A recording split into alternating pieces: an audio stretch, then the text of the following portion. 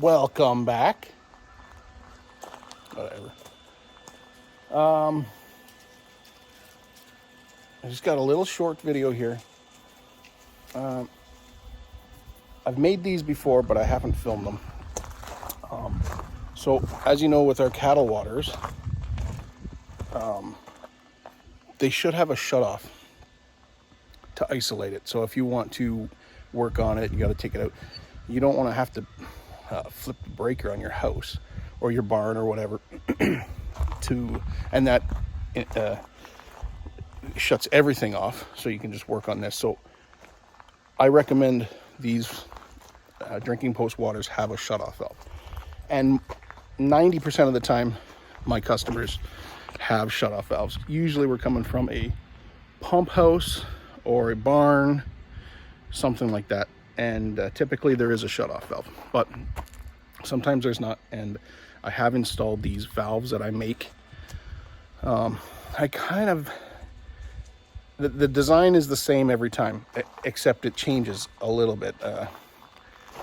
Whatever, I might use little different fittings or here and there. So I'm just going to show you kind of quickly what I've got here. So this one I'm designing for tomorrow. I'm going to install, I'm teeing in off the well line and putting the valve right there. So I don't know if you're going to be able to understand this, but I've got a piece of 4-inch PVC, and here's my valve. So this valve is going to be in line. So right here, this end here will be, say, attached to the well, and this end will go out to the water. So this here is going to fit right inside here, and it's hard to do with one hand, but I've notched that so it fits in there perfectly. Again, hard to do with one hand. Okay, hold on. Let me pause and I'll put it in and I'll show you. Okay, so I've got it fitted in there now. This is the bottom side. So that's how it sits in there. Again, this will be well, and this will be out to the water. If we come to this end, I'm hoping you'll be able to see down in there. Yeah, you can just see the valve down there. So that's how that works. So that valve is that's 10 feet. Well, I guess it's more like 8 to 9 feet in the ground. So then I've got this T-handle that I built up. It's a set of 1-inch pipe, and it's just drying right now. It's painted. So then this here is a guide. So when that slides in the unit, it guides it right on. And this is the piece that goes on top of the valve handle and just turns. So this valve just gets set aside for whenever they want to use it. Most people just hang it up in their barn or their pump house, whatever. So that's that part. Now you're going to say that's open to the elements. Yes, it is right now. So potential for freezing, yes, but I've got a fix for that. Hold on, and I will grab what I've got made up. Okay, so here's my insert. This piece is actually filled with insulation. It's 5.5 feet, and that will slip right into there. There's your valve at the bottom. That's going to slip right into that, and then screw in, and you're set. When you want to shut the valve off or turn it on, you just pull that out and do what you need to do. This is strictly for insulating purposes only. That's it. Otherwise, I would just put a cap on the top. But for added security, that goes in there just like that. Excuse the carpet in the picture. I just pulled pulled that out of the house and we're changing it up. So yeah, just like that. Again, hard to do with one hand, but that piece there comes all the way down to about here. You know, it's 5.5 feet, but that's in the ground and insulated. No cold air can come down and hit that valve and in the piping. So there you have it. All I have to do now is just glue up those fittings. Those fittings are just on there right now for video purposes, but it's all set, ready to install for tomorrow. What else do I have to do tomorrow? For tomorrow, I don't know. Anyways, this purpose of this video is just to show you that valve that I do install. They make one that I can get from my supplier, but it's stupid expensive. So this works fine. It's been working. Nobody's had an issue yet. I've used them before. I've put them in numerous places. So yeah, it's about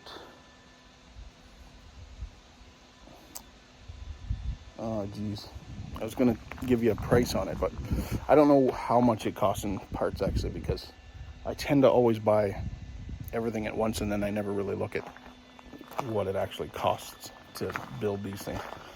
Yeah, I should probably do that one day. But yeah, that's that. It's all said and done, and we'll install it, and I'll do a little video probably tomorrow just to show you it installed and how it works. A little bit better than sitting there on top of my toolbox and pressure washer and old used carpet. So yeah. So here's our connection. There's the well there. That's our connection. Runs right over here. And here's our valve right there. So that'll be sitting up straight, obviously. And this is just going to be our weeping tile. We're putting weeping tile in this one just to help get the water away. But see, we thought this was more wet here, but it's not. It's super dry.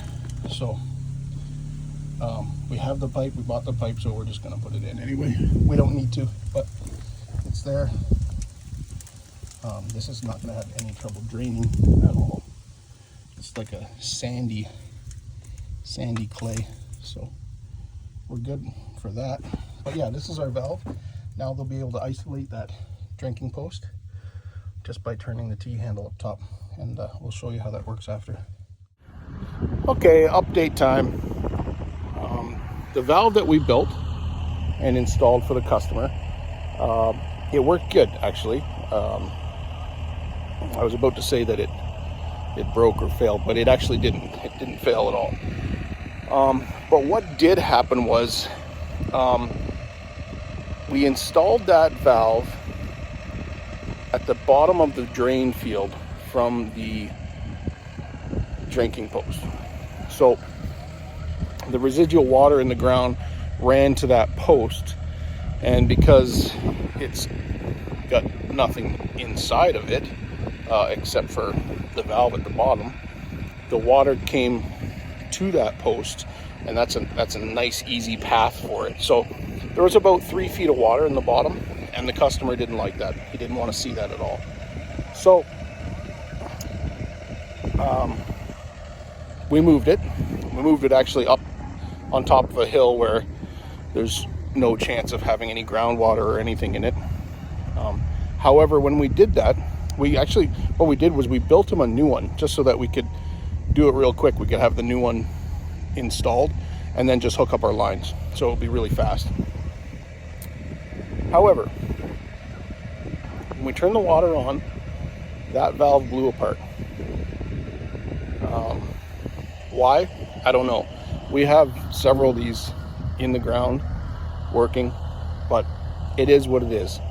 And as soon as that happened, the customer wasn't happy, and I don't blame him. I don't blame him at all.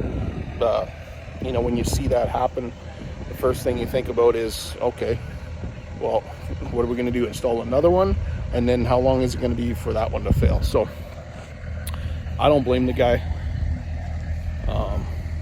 So what we did was we went out and bought a curb stop, and they work great, but they're expensive.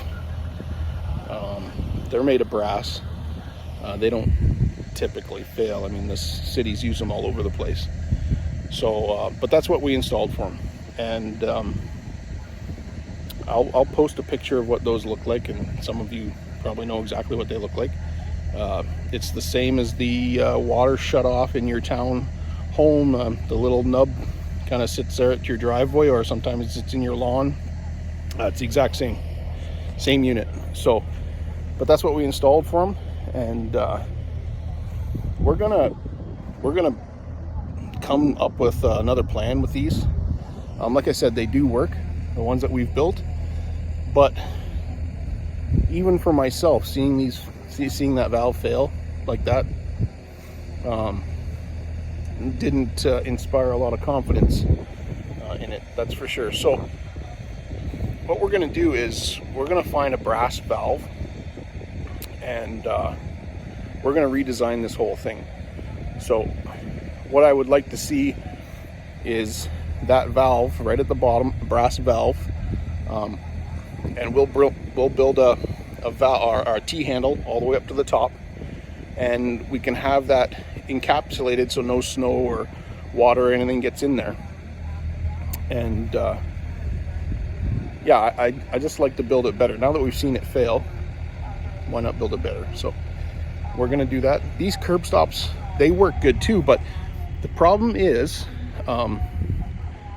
you can't fix them, and so you have to dig it up. So if anything happens, you have to dig it up. Now that's the exact same as what I've built. They have to be dug up too. If the valve fails, it has to be dug up. But what I want to design is like a wedge style pitless adapter, and so that valve, the water could be shut off at the barn, house, garage, shop, wherever you have it, and then you could pull that valve right out, and you could service that valve and then drop that back in. So that's what we're trying to design right now, and going forward with it is going to take some time, I think. I have a very good idea of how it will work, but now we have to look at getting it built, and getting a few test units built and working. So we're gonna go ahead with it, but it's gonna take some time. But that's the update. The customer's back up and running. That's the good part. And the other good part is it did fail. I guess that is a good part, because we're now going to improve on it. So we'll go from there, and this will be the end of this video, and we'll catch you next time.